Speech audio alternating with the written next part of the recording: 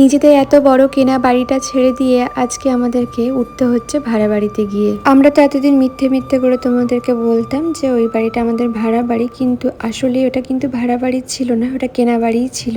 আমরা সবসময় তোমাদের সামনে নাটক করে গেছি, আমাদের সবসময় সবকিছু থাকার পরও তোমাদের কাছে বলেছি যে আমাদের কাছে কিছু নেই, সেই কারণেই ভগবান আমাদেরকে শাস্তি দিচ্ছে। হ্যালো এভরিওয়ান, আমি বৃষ্টি। আমার এই ছোট্ট সংসারে অনেক অনেক ওয়েলকাম। অনেক কষ্ট করে শিলিগুড়ি থেকে এই দুর্গাপুরে এসেছিলাম, তোমরা দেখেছিলে। যখন আমি দুর্গাপুরে এসেছিলাম তখন আমার শরীরের কন্ডিশন খুব একটা ভালো ছিল না, তাই বলতেও পারবো না কতটা খারাপ অবস্থায় আমি এখানে এসেছি। আসলে আমি আমার জীবনের লড়াইটা তোমাদেরকে এই ক্যামেরার সামনে যতটুকু তুলে ধরি তার থেকে অনেক বেশি লড়াই আমাকে বাস্তব জীবনে করতে হয়, যেগুলোর 1%ও আমি ক্যামেরার সামনে তুলে ধরি না। আমি সবসময় চেষ্টা করি আমার এই সাদামাটা জীবনটাকে একটুখানি ক্যামেরার সামনে তুলে ধরার। আমি যে লড়াইটা করছি সেই লড়াইটা বহু মেয়েরা করে, কিন্তু একটাই তফাৎ আমার সাথে তাদের, যে আমি ভিডিও করি তারা কিন্তু ভিডিও করে না। আমি যেহেতু ভিডিও বানাই তাই সবাই ভাবে যে আমার কষ্টটা শুধু ক্যামেরার সামনে, ভেতরে আমি খুব ভালো আছি। আর যারা ভিডিও করে না তাদের কষ্টটা জেনুইন। তোমরা তো জানো আমার একদম ছোট সংসার, তাই আমরা তিনজন মিলেই এই সংসারটাকে সুন্দর করে এক জায়গা থেকে আরেক জায়গায় গোছাই, আবার যাযাবরের মতো আরেক জায়গায় চলে যেতে হয়। আমি যখন এই বাড়িটাতে এসেছিলাম, মানে এই ঘরটাতে এসেছিলাম, তখন আমাকে বহু মানুষ বলেছিল যে এই বাড়িটা আমাদের কেনা, আমরা নিজেদের টাকায় কিনে নিয়েছি, কিন্তু লোককে বোকা বানাচ্ছি এটা বলে যে ভাড়া বাড়িতে আছি। এত ভালো ঘর কি কেউ ভাড়াতে দেয়? তো তখন আমি অনেকজনকে বোঝাতে চেয়েছিলাম, বাট তখন কেউ বুঝতে চায়নি। যেহেতু আজকে বাড়িটা ছেড়ে চলে যাচ্ছি, আশা করছি আর কোনো ডাউট তোমাদের মনের মধ্যে রইল না যে এটা ভাড়া বাড়ি না, এটা আমাদের কেনা বাড়ি। আসলে এটা আমরা ভাড়াতেই থাকতাম। যারা এতদিন বলে এসছো যে এটা ভাড়া বাড়ি না, আমরা নাটক করি, আমরা সবসময় ভাড়া বাড়ি বলে এটাকে আমরা সিম্প্যাথি গেইন করি, হ্যান ত্যান অনেক কিছুই অনেকে মানুষে বলেছিল। তখন আমি অনেককে উত্তর দেওয়ার চেষ্টা করেছিলাম, তারপরে হাল ছেড়ে দিয়েছিলাম। ভেবেছিলাম এত উত্তর দিয়ে হবেই কি, কারণ আমি তো কোনো মানুষের মনের ভেতরে গিয়ে তার মনটাকে পরিবর্তন করতে পারবো না, তাই হাল ছেড়ে দিয়েছিলাম। দেখো আজকে সব কিছু মোটামুটি আলমারির জামা কাপড়গুলো প্যাকিং করে নিচ্ছি, কারণ আমাদের তিনজনকেই সব কিছু করতে হবে, তাই একটু একটু করে আগের থেকে কাজগুলো করে রাখাই ভালো। হ্যাঁ, আজকেই আমরা শিফট করছি না, বাট জিনিসগুলোকে আস্তে আস্তে আমরা প্যাকিং করে রাখছি। ঘর দেখে আসা হয়েছে, বাট ঘরটা এখনও আমাদেরকে পরিষ্কার করতে যেতে হবে। তো সেই কারণে প্রীতম বললো আজকে রাতের মধ্যে আমরা জামা কাপড়গুলো সুন্দর করে প্যাকিং করে রেখে দিই আলমারির মধ্যে। তো ওই জন্য আলমারির মধ্যে এই যে কার্টুনগুলো দিয়ে প্যাকিং করে রেখে দিয়েছিলাম। মাঝে আমাকে নিয়ে অনেক কন্ট্রোভার্সি হয়েছিল, যখন আমার শরীর খারাপ ছিল তখন কিছু মানুষ এসে আমার কমেন্ট বক্সে লিখতো যে এটা নাকি আমার কোনো আত্মীয়র বাড়ি, বা এটা হয়তো প্রীতমের বাড়ি ছিল, প্রীতম টাকা দিয়ে কিনেছে। আবার অনেকে আমাকে এটাও বলেছিল যে আমি ওই শরীর খারাপের পুরো যে শরীর খারাপের সময় ভিডিওগুলো উঠতো আমার, সেই টাকা দিয়ে আমি ঘরটা কিনে নিয়েছি। মানুষ কি এতটাই ঘাসে মুখ দিয়ে চলে গো? ওই ভিডিওগুলো থেকে আমি হার্ডলি যেই টাকাটা ইনকাম করেছি সেটা পুরো আমার ট্রিটমেন্টেই চলে গেছে। আর যেসব মানুষরা ভাবে না ভিডিও করে প্রচুর প্রচুর টাকা ইনকাম করা যায়, তাদেরকে একটু কথা বলবো আমি, তারা প্লিজ ভিডিও করো। ভিডিও করে যখন ইনকামটা করবে তখন বুঝতে পারবে যে অ্যাকচুয়ালি ভিডিও করলে কত টাকা ইনকাম করা যায় বা কি করা যায়। তোমার 1 লাখ 2 লাখ ভিউজ গেলে হয় না, একটা ভিডিওর লেন্থ থাকে, ওয়াচ টাইম থাকে, সব কিছু মিলিয়ে কত টাকা ইনকাম করা যায় যারা অ্যাকচুয়ালি ভিডিওর ব্যাপারে নলেজ আছে তারাই বলতে পারবে। যাই হোক, আমার ট্রিটমেন্টে প্রচুর টাকা খরচা হয়েছিল। আমি অনেকবার বলেছি ওইটা কিন্তু শুধু যে আমার ভিডিও করে টাকাটা তুলেছিলাম তা না, আমার অনেক দিক থেকে আমাকে টাকা বার করতে হয়েছিল সেই মুহূর্তে। শিলিগুড়ি থেকে যখন আমরা এসেছিলাম তখন আমাদের এত জিনিসপত্র ছিল না, সত্যি কথা বলতে। এই বাড়িতে আসার পর থেকে একটু একটু করে জিনিসপত্র হলো, আমরা করলাম। এখন এখান থেকে আবার বয়ে নিয়ে যেতে হবে। আসলে যারা ভাড়া বাড়িতে থাকে না তাদের জীবনটা না এই যাযাবরের মতো, হ্যাঁ যাযাবরের মতো হয় অনেকটা। মানে আমরা এক জায়গায় সাজাই, আবার খারাপ লাগছে না তোমার? কি করবো, যতদিন না আমাদের মাথার উপর ছাদ হচ্ছে ততদিন এই জিনিসগুলো চলতেই থাকবে, কিছু করার নেই। আপনাকে ভাবলাম লিপস্টিক কেন লাগিয়েছি, আমি বাইরে গেছিলাম, তারপর থেকে আর মুখটা ধোয়া হয়নি। যখন ধোবো তখন একবারে সব পরিষ্কার করে ধোবো। আমার লিপস্টিকটা ওঠেনি, সব থেকে বড় কথা। এরপর আমরা যে বাড়িটায় ভাড়া আসবো সেই বাড়িটাতে আমরা চলে এসেছি, একটু ঝাড় পোছা করে নিচ্ছি, কারণ তোমরা তো জানো আমরা যেখানেই যাই পরিষ্কার করেই করি। একমাত্র আমি জানো তো এই বলতে পারো যখন শিলিগুড়ি থেকে দুর্গাপুরে এসলাম তখন বাবাতে প্রীতমই সব কিছু করেছিল, আর এখানে এসেও প্রীতমই সব কিছু করছে, আমাকে কিছু করতে দিচ্ছে না। আসলে অনেকেই তোমরা বলো যে কেন প্রীতম দা সবসময় কাজ করে, আসলে প্রীতম দা না প্রচুর পরিমাণে আমাকে নিয়ে ভয় পায়। তোমরা যারা বলো কথাগুলো তারা তো আসলে ওই পরিস্থিতির শিকার হওনি বা সেই সময়টা দেখোনি যে আমার কতটা খারাপ পরিণতি হয়েছিল। প্রীতম দা ভয় পায় যে যদি আবারও আমার শরীরটা খুব খারাপ হয়ে যায় তখন আমাকে নিয়ে কী করবে, সেই কারণে প্রীতমদা বলে যে কোনো কিছু করতে হবে না, আমি করছি বা আমি লোক রেখে দিচ্ছি। আরও একটা কথা বলি, যারা প্রীতমদাকে নিয়ে চিন্তা করা হতো তাদেরকেও বলছি যে প্রীতমদা যদি আজকে কিছু হয়, শরীর টরীর খারাপ না, তাহলে সবার থেকে বেশি চিন্তা হয়তো আমারই হবে, কারণ এই মানুষটার মূল্য আমার জীবনে অনেক, সত্যি কথা বলতে। তাই আমার যতটা কষ্ট হবে আশা করছি তোমাদের অত কষ্ট হবে না বা তোমাদেরকে এত কিছু ফেস করতে হবে না। আর আমার যদি কোনো কিছু প্রবলেম হয় তাহলে এর থেকে বেশি কষ্ট, মানে প্রীতমের থেকে বেশি কষ্ট মনে আর কারোর হবে না, কারণ ওই খারাপ সময়টা শুধুমাত্র ওকেই কিন্তু আমি পাশে পেয়েছিলাম সেই মুহূর্তে। আর যারা আমাকে এত এত কথা শোনাও যে ভিডিও করে টাকা রোজগার করছো, ভিডিওটা কিন্তু আমাকেই করতে হয়, এডিটটাও আমাকে করতে হয়, পোস্টটাও কিন্তু আমাকেই করতে হয়।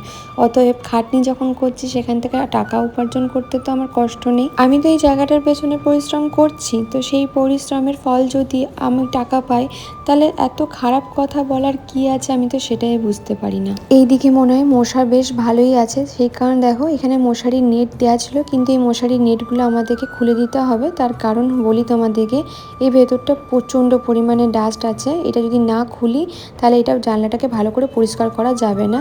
তো দেখো এখানে মশারির নেটটাকে আমাদের খুলে দিতে হলো, মানে এই জানলাটাতে যেহেতু আমরা ইউজ করব সেই কারণে এটা না পুরোটাই আমাদেরকে খুলে ফেলে দিতে হলো। যদি নতুন করে লাগানোর হয় তখন লাগিয়ে নেব, কিন্তু এই ডাস্টের মধ্যে যদি আমি ঢুকি তাহলে আমার তো ইনফেকশন পাক্কা হবে, সঙ্গে সঙ্গে ছেলেটারও হবে। তো এই ক্যাবিনেটের ভেতরগুলো আমি একটুখানি করে পরিষ্কার করব। প্রীতম আমাকে কিচ্ছু করতে দিচ্ছিল না, জাস্ট আমাকে নিয়ে এসেছিলো ভিডিও করার জন্য। আমি বলছিলাম আমি কী জন্য এলাম ফালতু, তুমি তো করে নিতে পারতে। আমাকে তখন ও বলছে যে না তুই ভিডিও করতে ভালোবাসিস, তুই ভিডিও কর। অনেকে আবার আমাকে বলে যে তোমার ডেলি ডেলি এগুলো দেখানোর কী আছে, তাহলে আমি তাদেরকে বলি আমি হচ্ছি ডেলি ব্লগার, মানে আগে তো ডেলি ডেলি ব্লগ দিতাম, বাট এখন হয়তো দেয়া হয় না, বাট চেষ্টা করছি। তো আমি যেহেতু ডেলি ব্লগার তো সেই জন্য আমি চেষ্টা করি যতটুকু দেখানো যায় সেটুকুর মধ্যেই দেখানো। আমি আমার পার্সোনাল লাইফ আর প্রফেশনাল লাইফটাকে একটু আলাদা করে রাখতে পছন্দ করি। মাঝে ঘেটে গেছিলো সত্যি, এটা আমি স্বীকার করি যে পার্সোনাল লাইফ প্রফেশনাল লাইফ সব কিছু আমি একসাথে করে ফেলেছিলাম, কারণ শরীর খারাপ হয়েছিল তো তখন রাগের মাথায় অনেক কিছু মানুষ অনেক কিছু বলে দেয়, নিজের সাথে হওয়া অন্যায় অত্যাচার সব কিছু মুখের সামনে এসে বলে দেয়। হয়তো ওই জায়গাটা থেকে আমার কোথাও গিয়ে হয়তো ভুল হয়েছিলো, সব কিছু সোশ্যাল মিডিয়াতে বলা উচিত না, আমি এটা অনেক বড় শিক্ষা পেয়ে গেছি। তাতে তোমার সাথে যতই অন্যায় হোক অত্যাচার হোক যাই হয়ে যাক সোশ্যাল মিডিয়ায় মুখ খোলো না, কারণ প্রথম কথা 100টা মানুষ যদি আমার ভিডিও দেখে তাহলে 100টা মানুষ আমার অবস্থাটা বুঝবে না, আর 100টা মানুষের মধ্যে হয়তো 99% মানুষ তোমাকেই ভুল বুঝবে, কারণ যেহেতু তুমি মেয়ে আর তুমি একটা সংসার ভেঙে এসছো। তো যাই হোক আমি আর এই ব্যাপারগুলো নিয়ে কোনো কথা বলতেই চাই না, আমি সাধারণত রান্না বান্না এইসব নিয়েই দেখাই।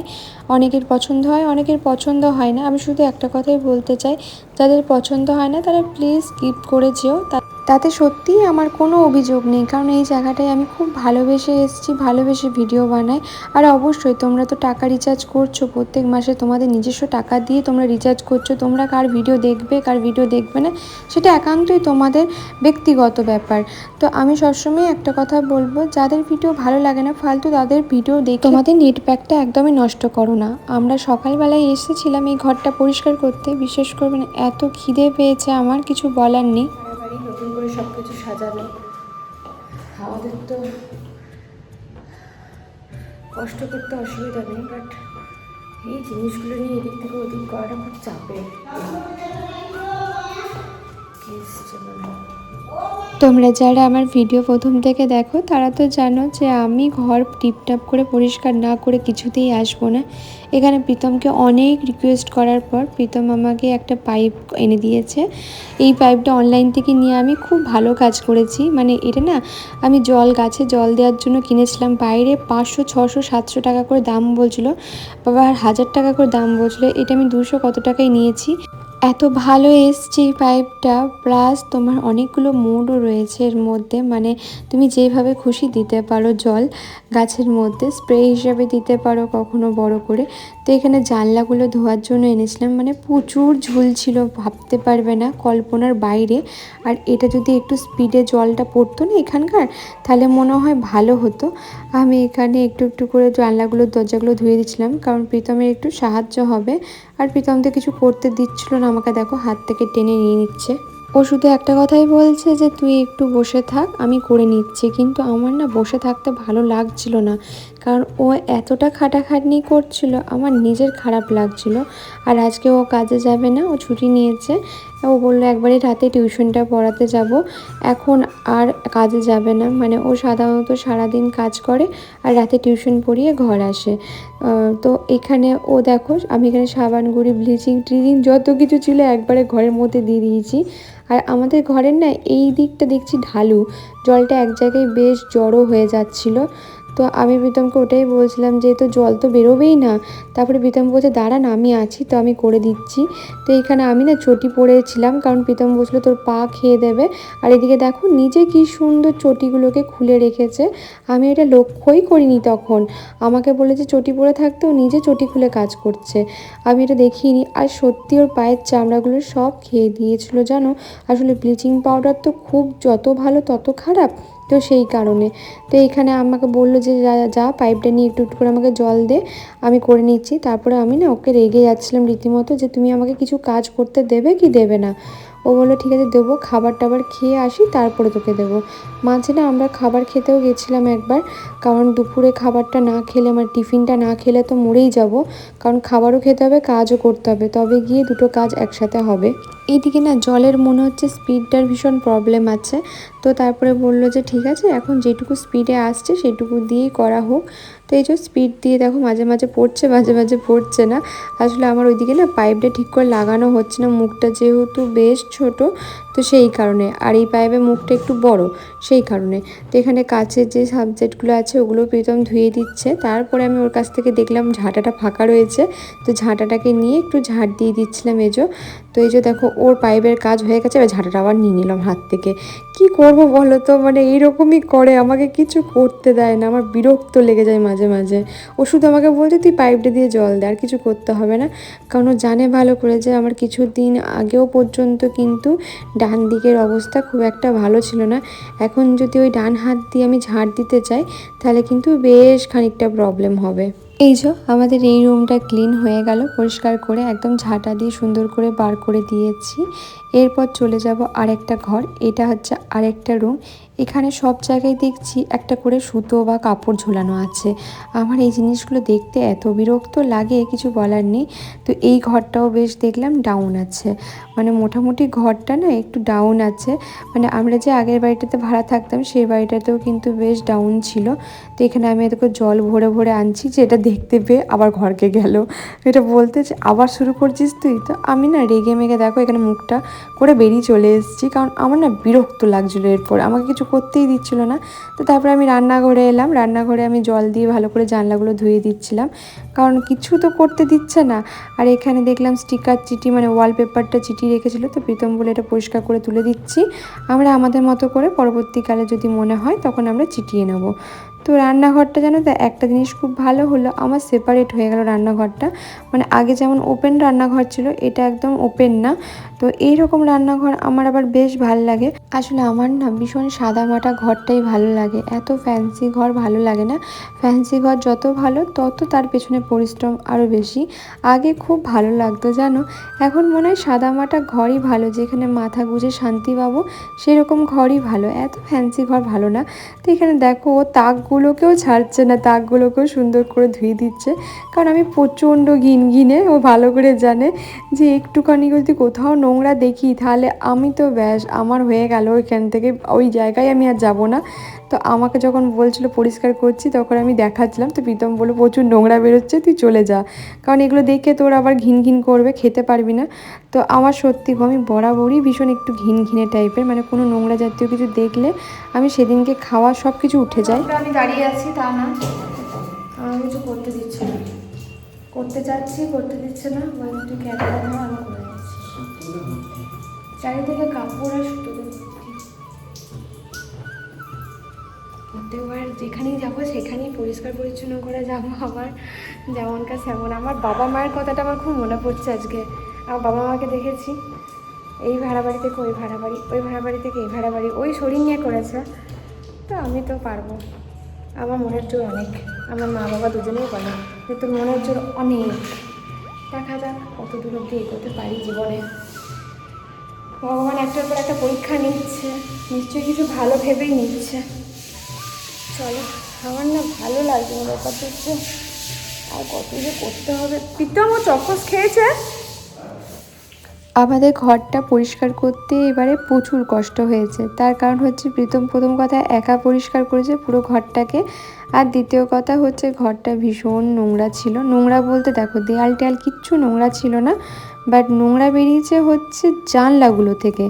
জানলা গ্রিল এইগুলো পরিষ্কার করতে, কারণ গ্রিলগুলো না প্রচণ্ড ডিজাইন, মানে আগেকার ডিজাইনের গ্রিল ছিল, তো সেই জায়গায় ডাস্ট বসেছে, নোংরা বসেছে। রান্নাঘরটার পেছনেও আমাদেরকে সেইভাবে খাটতে হয়নি। এই যে টাইলসগুলো আছে এইগুলোতে না একটু চিট বসেছিল, আর রান্নাঘর তো চিট বসবেই বসবে চিমনি না থাকলে। আর উপরে যে এক্সস্ট ফ্যানটা ছিল দেখলাম ওটাও নষ্ট হয়ে গেছে। তো যাই হোক, এখানে ভালো করে প্রীতম ব্রাশ দিয়ে সুন্দর করে ঘষে ঘষে পরিষ্কার করে দিচ্ছিল, মানে প্রথমবারই এত সুন্দর পরিষ্কার হয়েছে। তো এখানে আমাকেও বলছিল কিছু কিছু জিনিস বলছি তুই আমাকে এনে এনে দে, তারপর দেখছি নিজেই গিয়ে নিয়ে চলে আসছে, আমাকে কিছু নিতেই দিচ্ছে না। আগের ভিডিওতে আমাকে জিজ্ঞেস করেছিলে যে ঘরটা কেন ছেড়ে দিচ্ছ। দেখো আমি এত ভেতরকার বিষয় নিয়ে কোনো কথা বলতে চাই না, আর কোনোদিন বলিও নি। তো যাই হোক, এখানে রান্নাঘরটা আস্তে আস্তে পরিষ্কার হয়ে যাচ্ছে। একটুখানি ভালো করে ঝাঁটা দিয়ে জল দিয়ে পরিষ্কার করে নিয়েছিল। এই রান্নাঘরটা পরিষ্কার করতে একটু সময় লেগেছে, কিন্তু এত সুন্দর পরিষ্কার করে দিয়েছে।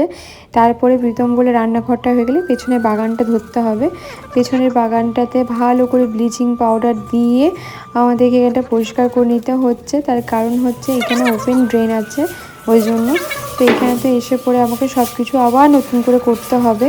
ওই একটা সমস্যা আমার পড়বো, মানে একবার নতুন করে নিয়ে সব কিছু গুছিয়ে আবার আরেকটা জায়গায় এসে সব কিছু সেটেল করাটা খুব চাপের হয়ে যায় জানো। এখানে বসিয়ে রেখে দিয়েছে, অন্না করছে। আমার আসলে জানো তো পুরো গা চুলকাচ্ছে, কেন যায় না, আমি কিচ্ছু করিনি তারপরে গাটা পুরো চুলকাচ্ছে। ভীষণ খিদে পেয়ে গেছে আমার। তোমাকে বলছে কখন থেকে যে খেয়ে আসি গা, চলো। এবি তো খাবে না, খাবে না? না না, আমি সেটা বলিনি। তোমার খিদে পাইনি? তোমার খিদে পাইনি তো?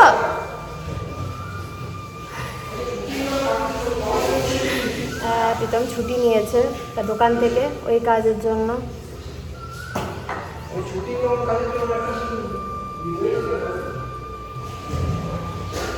হলটা বাগাতে বাকি আছে, ওই দিকটা বাগাতে বাকি আছে, এই দিকটা বাগাতে বাকি আছে, এই দিকটা বাগাতে বাকি আছে।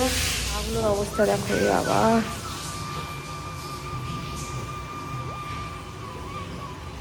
যারা আমার বরকে ভেড়া বলো, মানে বলো না যে তোমার বর ভেড়া, তোমার তাদেরকে বলি আমার বর ভেড়া না। আমার মানে আমার হাজব্যান্ড হচ্ছে দায়িত্ববান একজন পুরুষ, মানে সে দায়িত্ব নিতে পারে।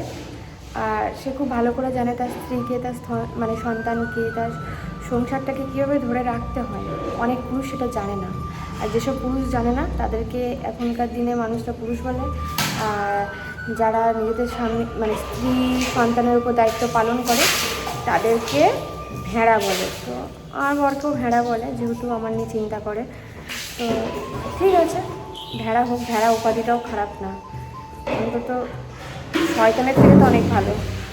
পরিষ্কার করেছে, একবার দেখে আসি। বললো রে এটা কার চশমা গো, এটা কার চশমা?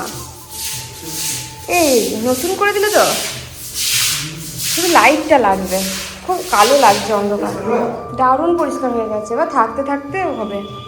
ভালোই পরিষ্কার হয়ে গেছে গো, একদম পরিষ্কার ঝাঁ চকচকে করে দিয়েছে। Thank you thank you.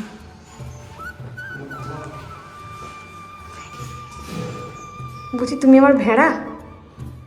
ভেড়া কি আওয়াজ করে না? ম্যা তো ছাগলে করে না। কমেন্টগুলো মানে যারা এরকম কমেন্ট করে মাঝে মাঝে পড়ি তো খুব হাসি আমরা দুজনকে দেখে। তো এখন মোটামুটি 2টো রুম আর রান্নাঘরটা হয়েছে, এখন ওই ডাইনিংটা বাকি আছে।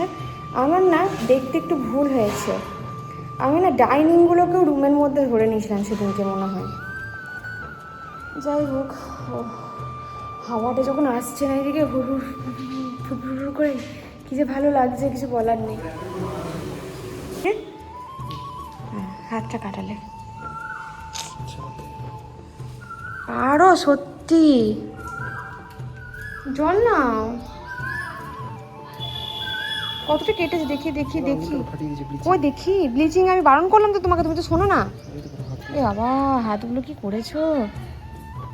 প্রীতমের হাতটা যখন আমি গিয়ে দেখছি তখন দেখছি পুরো জায়গায় ব্লিচিংয়ে না চামড়াটা ফাটিয়ে দিয়েছে। আমি না আমার হাতটাও এত লক্ষ্য করিনি, পরে গিয়ে দেখছে প্রীতম যখন হাতটা ধুচ্ছে, আমি খেতে বসেছি জ্বলছে, তখন বুঝতে পারছি সবার হাত ফাটিয়ে দিয়েছে। মানে আমার হাতের চামড়াটাও মানে নরম ছিল, তো হাতে অনেক জায়গায় কেটে গেছে, তখন না আমি এত ভালো করে বুঝতে পারিনি। এটা হচ্ছে ডাইনিংয়ের জানলাগুলো, তোমাদেরকে বললাম না আমাদের ঘরে কোথাও মানে এই ঘরটাতে না এত নোংরা কোথাও নেই যতগুলো এই গ্রিলগুলোতে আছে। মানে এই গ্রিলগুলো পরিষ্কার করতে করতে প্রায় বলতে পারো আমাদের আর্ধেক সময়টা লেগে গেছে। তো এখানে প্রীতম বললো এই পাইপ দিয়ে হচ্ছে না, তাই আবার আমরা নতুন করে একটা ছোট মুখের পাইপ আনতে গেছিলাম, আর তার সাথে আরও কিছু জিনিস ছিল সেগুলো নিতে গেছিলাম। তো এই দোকান ঘর এসব করতে করতেই চলে যাচ্ছে। আমরা যে নতুন বাড়িতে ভাড়া আসছি ওই দিদির সাথেই কথা হচ্ছিলো যে বাচ্চাটা কোথায় রেখে এসছো। তো আমি ওটাই বলছিলাম যে বাচ্চাটাকে ঘরে রেখে দিয়েই আসতে হয়েছে, তার কারণ হচ্ছে আমি যদি এই নোংরা অবস্থায় ওকে নিয়ে আসি তাহলে ওর তো কষ্ট হবে, সেই কারণে ওকে টিভি দেখিয়ে রেখে দিয়ে আসতে হয়েছে। আমার জানো তো প্রচণ্ড অসুবিধা অর্ককে নিয়ে, মাঝে মাঝে প্রচণ্ড কী করব বলো, 3টে সংসারে মানুষ এইরকমই হয়। তো তারপরে দেখো এখানে আমাকে এই একটা জিনিস এনে দিয়েছে, প্রীতম বললো এইটা দিয়ে তুই করতে পারিস, আমি কিছু বারণ করব না। তো এখানে আমি জলটা পুরো টেনে পরিষ্কার করে নিচ্ছিলাম, ও বলছিল যে চটিটা পরে কর তাহলে তো সব মানে অসুবিধা হবে না। তো এখানে জলটাকে আমি টেনে টেনে ভালো করে এটাকে ক্লিন করে নিয়েছিলাম। একবার করে তো ঘরটা পরিষ্কার করা হয়েছে তোমরা দেখলে, সরি একবার না 2বার করে করা হয়েছে। এবার ফাইনাল করছি, মানে ভালো করে এই জলটাকে নিয়ে টেনে বার করে নেব, অ্যান্ড তারপরে বিকাল দিকে এসে একবার ঘরটাকে মুছে নেব, তাহলে মোটামুটি ঘরটাতে আসার মতো আপাতত উপযুক্ত হয়ে যাবে। এবার বাকি বলতে পারছি না। তো এখানে ভালো করে জলগুলোকে দিয়ে পরিষ্কার করছি। আমার এখানে হাত ধরে যাচ্ছিলো, এইভাবে টানছিলাম, দেখো হাতটা কেটে গেছে বলে ওকে আবার আমি বাইরের থেকে বললাম গ্লাভস নাও, নাহলে আমি কিন্তু কিছু করতে দেবো না। ওই জন্য আবার দুটো গ্লাভস কিনে নিয়ে এসছে, ওই গ্লাভসটা পরে ও আবার সব কিছু করছিলো, কারণ প্রচুর প্রবলেম হচ্ছিলো হাতে, জানো তো অনেক জায়গায় কেটে গেছিলো ওর হাতটা। মাঝে আমরা বাড়িতে গিয়ে খাবার খেয়েও এসেছি, তাই তোমাদেরকে ভিডিওতে দেখানো হয়নি। অর্ককে খাইয়ে আসতে হচ্ছিলো, মাঝে মাঝে ওই বাড়ি এই বাড়ি করছিলাম, মানে এই বাড়ি ও বাড়ি করতে করতে বেশিরভাগ সময় চলে যাচ্ছিলো। এখানে আমি ফাইনালি এই জলটা প্রীতম বার করে দিচ্ছে, আর আমি একটুখানি এই যে কাচের যেগুলো জল দিয়ে ধুয়েছিলাম এগুলো শুকনো কাপড় দিয়ে সুন্দর করে মুছে নিচ্ছি। এই যে দেখো আমার শরীরটা ভালো নেই, ওই জন্য এখানে আবার আমাকেও দেখতে এসছে যে কোথায় কি লেগেছে। আমার হাতটা অনেক জায়গায় কেটে গেছিলো, তো সেটাই দেখছিল। নিজের হাত কেটে গেছে সেটা হচ্ছে না, কিন্তু আমার হাত কেটে গেছে সেটাও দেখতে পাচ্ছে। আমরা অনেক সকাল সকাল এসেছিলাম এই ঘরটাতে পরিষ্কার করতে, আর এখন বাজছে প্রায় 3টে সাড়ে 3টের কাছাকাছি। আমরা জানি না কটার সময় শেষ করতে পারবো, প্রীতম আর আমি ভেবেছিলাম 12টার মধ্যে কমপ্লিট হয়ে যাবে, কিন্তু না, ওই যে বললাম গ্রিলগুলো এত নোংরা ছিল সেই কারণে। যাই হোক, আমরা প্রথমে যে কথাটা বললাম, অনেকে বলো না যে আমরা পাপের শাস্তি পাচ্ছি, এই পাচ্ছি ও পাচ্ছি। বিশেষ করো পাপের শাস্তি কিনা আমি জানি না, তবে একটা কথা তোমাদেরকে বলি, মানুষের জীবনে আপস অ্যান্ড ডাউন থাকে, আর যদি তুমি জীবনে লড়াই করতে নাই পারো তাহলে বলবো সেই জীবনটাই তোমার বৃথা। জীবনে লড়াই করতেই হবে, আর যারা না চাইতেই না বলতেই সব কিছু পেয়ে যায় তারা আসলে এই লড়াইয়ের মর্মটা বোঝে না। আমি জীবনে ছোটোর থেকেই বলতে পারো না চাইতে না বলতে সব কিছু পাইনি, আমার বাবা আমাকে সেভাবে মানুষ করেনি, আমাকে সবসময় লড়াই করেই সব কিছু জিনিস পেতে হয়েছে। হচ্ছে প্রায় 3টে সাড়ে 3টের কাছাকাছি, এতক্ষণে মোটামুটি কাজ হলো নাকি প্রীতম? প্রীতমের হাত পাগুলোর কি অবস্থা, এইখানটা কি কামড়া দিয়েছে? আমার শরীরটা ঘরে গিয়ে স্নান করি গা, ফ্রেশ হয়ে গা। এবার চলো, এখন তো জাস্ট বাগিয়ে গেলাম, আবার আসতে হবে বিকাল দিকে, বলো আমাকে লাগিয়ে দেবে নাকি তুমি ছুটিগুলো? ছুটিগুলো করবো না, হ্যাঁ চলো এই দুদিন পর এই বাড়িটাকেই আসতে হবে এবার আমাদেরকে। বোতলগুলো জলে থাকবে? বাড়িতে এসে স্নান টান করলাম, স্নান টান করে এখন বিকাল দিকে চা আর মুড়ি খাচ্ছি। এই মুড়িটার মধ্যে একটুখানি কাঁচা তেল মাখানো হয়েছে। আমি কাঁচা তেল দিয়ে মুড়ি খাই না, মানে কাঁচা তেলই খাই না, কিন্তু আজকে কি ভালো লাগছিল খেতে। এখানে মুড়ি আর চা খাচ্ছি, আর প্রচণ্ড গরম রেখেছিল, তো সেই কারণে জানো তো ফ্যানটাকে জোরে দিয়ে আমরা এখানে বসে খাচ্ছি। প্রচুর টায়ার্ড লাগছে। নতুন করে আরও একটা লড়াই শুরু হলো। সবটাই চেষ্টা করব তোমাদের সাথে শেয়ার করার। সবাই ভালো থেকো, সুস্থ থেকো আর সকলকে ভালো রেখো।